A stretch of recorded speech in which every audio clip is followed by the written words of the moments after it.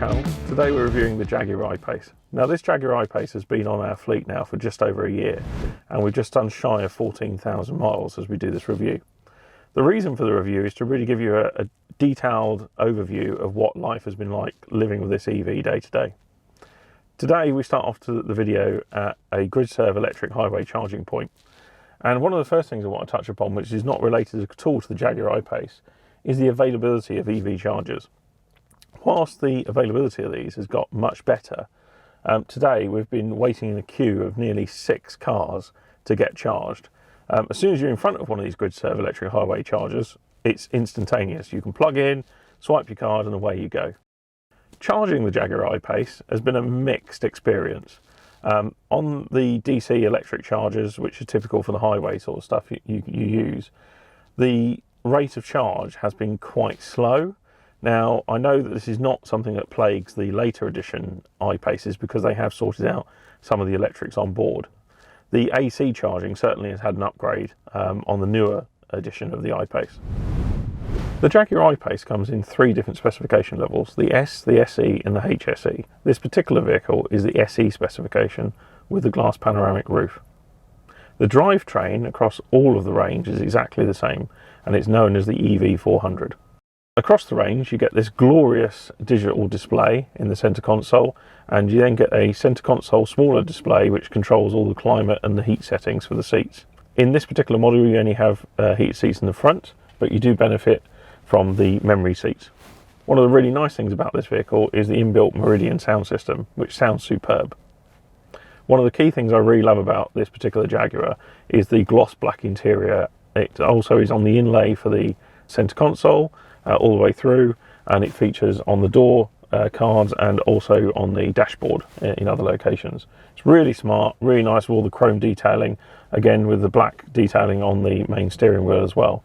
Quite intuitive controls, a really clear display also directly in front of you on the main dashboard.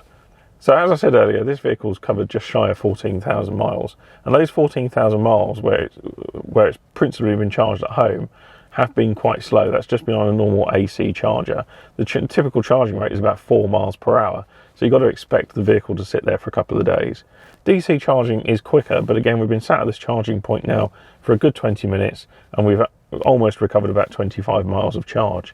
That's quite slow. The newer I-Paces, as I said before, don't really suffer so much with this problem. So in terms of the front of the Jaguar I-Pace, Jaguar have gone with this part gloss, part matte look effect grille, which I think is really smart.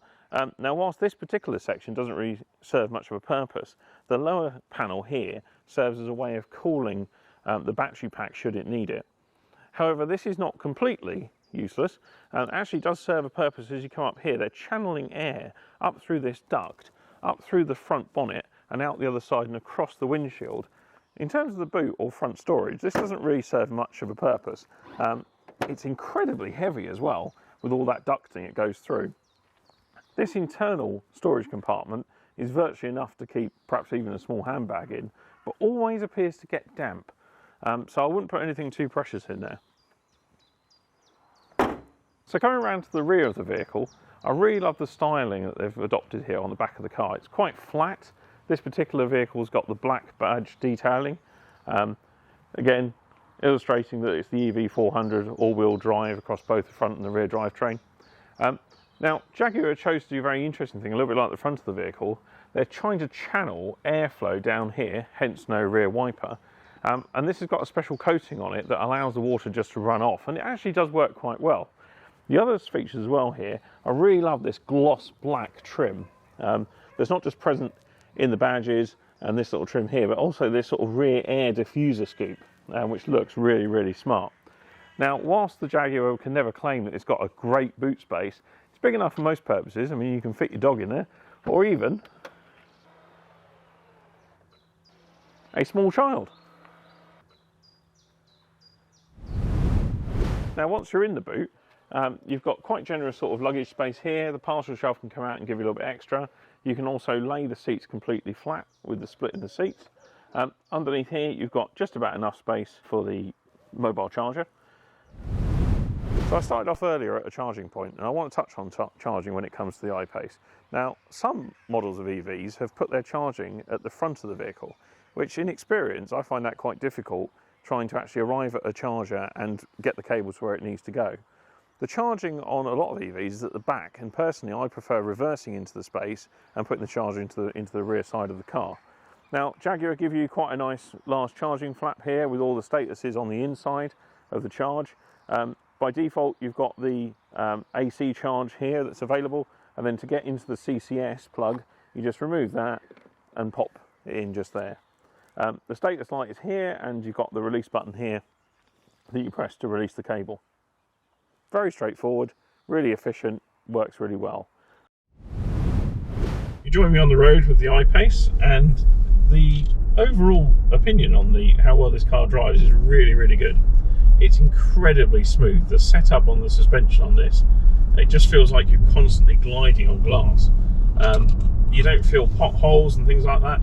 Everything's just so smoothed out. Now, of course, that's quite typical of Jaguar of old.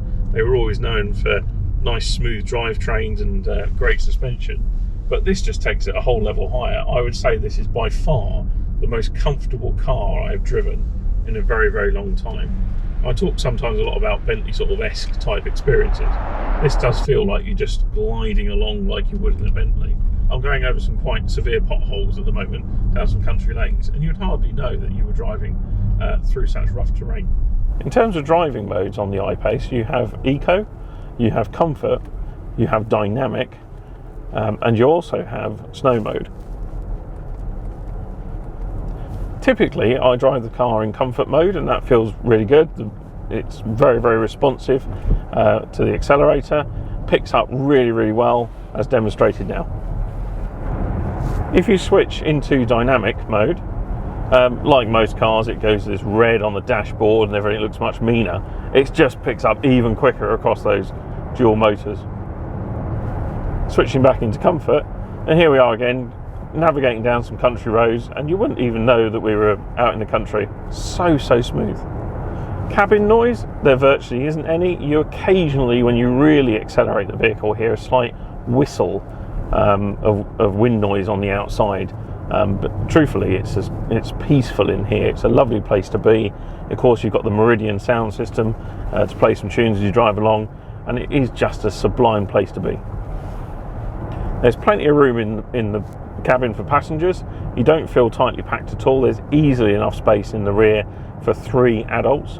Of course, there is no drive tunnel in the back. It's completely flat floor, so it allows you to seat 3 sensible adults very, very comfortably. One of the other things I really like about this Jaguar I-Pace is the build quality. Unlike some other EVs that we drive, particularly present in some of the early Teslas, they do have a tendency to rattle in some of the pillars and things. It's completely silent in here. The build quality is fantastic. When you close the door, it shunts closed. There's not a single rattle on anything. All the switches and controls are properly made, beautifully done. So I talk a lot about the handling of this Jaguar I-Pace, and that's largely down to the centrally floor-mounted batteries. Now, Jaguar claim that this car's got a rough 50-50 weight distribution, and you can really tell how that's balanced across the front and rear axle. There's quite a nice even weight and power distribution employed here. Now, of course, when Jaguar first launched the I-Pace, there wasn't really any other SUV-esque sort of EVs currently in the market. You had, of course, Tesla with the Model X, which of course is a 7-seater versus the 5-seater that you have in the I-Pace. But since its launch, at time of launch, it was incredibly popular and seen as one of the premium SUV brands to have that was fully electric. However, now, a few years on, the I-Pace is in an arena where it's not the only player. Of course, you've got strong competition from Audi with the e-tron and their range. However, people are saying that the charging of those vehicles is equally painful to the very early I-Pace that we have here. But the I-Pace hasn't stood still. They've refined with a number of different improvements. For example, it now features the latest infotainment tech, as we've seen previously on the Range Rover. And also the audio systems had a bit more of a further upgrade. Some of the trim levels and bits and pieces, again, have seen some improvements. If you are driving the base model S, Some of the infotainment and heating controls, rather than being touch, they are more sort of button driven and not entirely digital displays. That's actually an upgrade on the S model. The SE is a nice blend in the mid-range market. That's the one we're driving now. The HSE again takes it up another further level of refinement. Of course, I mentioned that it's not alone in its own EV SUV arena anymore, and you've got the likes of BMW that are coming down on its tail. Of course, Tesla now have got the Model Y launching in the UK, and we're shortly going to be bringing one of those onto the fleet in the coming weeks.